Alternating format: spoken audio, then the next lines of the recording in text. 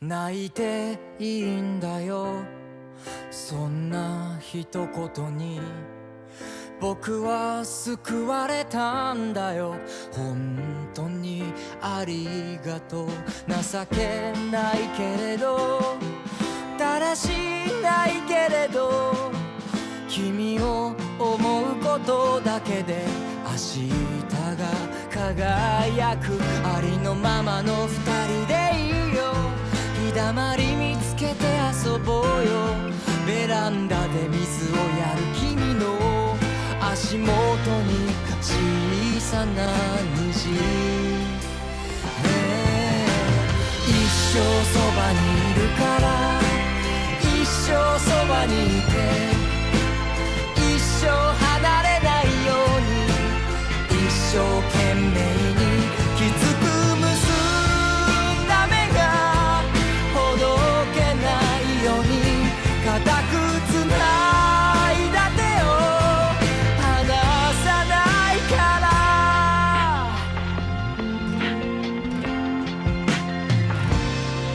ママの優しさとパパの泣き虫はまるで僕らのようでさ、未来が愛しい大きな夢じゃなくていいよ。自分らしく入れたらいいよ。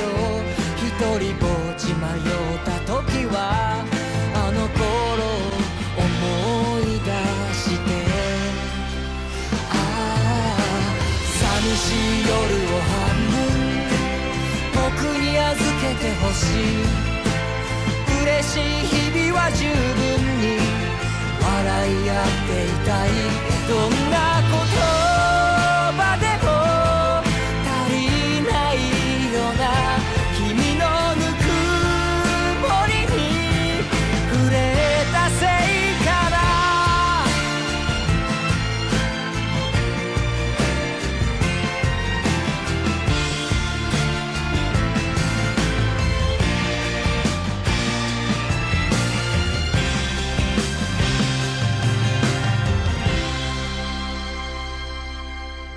家族や友達のこと、こんな僕のこといつも大事に笑うから泣けてくるんだよ。